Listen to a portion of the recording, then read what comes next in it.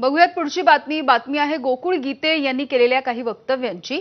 नाशिकच्या विधान परिषदेच्या निकालाची शिंदेंना 4 दिवस आधीच कल्पना होती असा एक मोठा दावा आमदार गोकुळ गीते यांनी केलेला आहे। सुप्रिया सुळे यांच्या मुलीच्या लग्नामध्ये श्रीकांत शिंदे आणि माझी भेट देखील झालेली होती। मी जर 100 पेक्षा जास्त मतांनी जिंकलो तर माझा स्वीकार करा असं मी श्रीकांत शिंदेंना सांगितल्याचा दावा गोकुळ गीतेंनी केलाय। महायुतीमध्ये मिठाचा खडा नको म्हणून शिवसेनेचा सहयोगी आमदार झालो असंही गीतेंनी म्हटलंय। शिंदे सांगतील तेव्हा शिवसेनेमध्ये प्रवेश करणार असल्याचं विधान देखील गोकुळ गीतेंनी केलंय।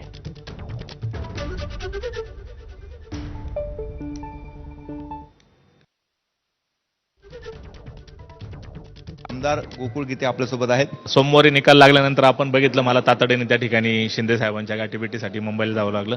त्याच दिवशी रात्री मी सन्माननीय मुख्यमंत्र्यांची पण वर्षा बंगल्यावर जाऊन त्या ठिकाणी त्यांची पण भेट घेतली, त्यांचे आशीर्वाद पण घेतले आणि लागलीच मंगळवारी माझा त्या ठिकाणी आमदार म्हणून विधिमंडळात शपथविधी पण झाला आणि मग बुधवारी फक्त मी नाशिकला आलो, लोकांचे सत्कार स्वीकारले। काल पुन्हा मुंबईला मी हाऊसला हजेरी लावली, कारण काल माझा हाऊसचा पहिलाच दिवस होता। काल मी विधान परिषदेमध्ये 2-3 तास बसलो, त्या ठिकाणी तिथले बारकावे समजून घेतले। मग एका दिवसात त्या बारकाव्या किंवा तिथल्या गोष्टी काही समजता येणार नाही, त्यासाठी मला या अधिवेशन पूर्ण वेळ बसावं लागणार आहे, तिथल्या सगळ्या गोष्टी शिकून घ्याव्या लागतील आणि आता भविष्यात जे काही कामकाज माझ्या हाती येईल मी ती 100% पार पाडील। एकंदरीतच मतदानाच्या दिवशीच त्यांना निवडणूक आणि मतदारांचा कौल लक्षात आलेला होता आणि त्यामुळेच मधला 4 दिवसाच्या काळात त्यांना अनेक लोकांचे नाशिकवरून फोन केले की साहेब आपली जागा निवडून येत नाही, समोरचा उमेदवार निवडून येतो आणि त्यांनी पण शिंदे साहेबांसारखा मोठ्या मनाचा माणूस मी माझ्या आयुष्यात पाहिला नाही। मोठ्या मनाने त्या ठिकाणी त्यांनी माझं स्वागत केलं, पाठीवर शाबासकीची थाप दिली।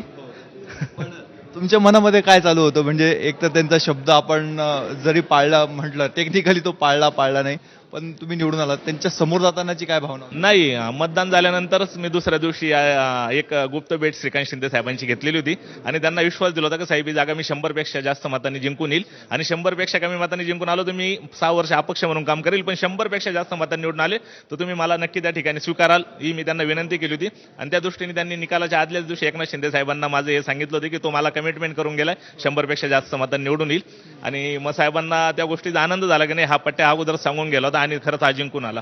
कॅमेरामन मंगेश सोनवणेसह मुकुल कुलकर्णी, एबीपी माझा, नाशिक। आणि यानंतर इतर सगळ्या महत्त्वाच्या बातम्यांचा वेगवान आढावा 100 हेडलाईन्स मधून।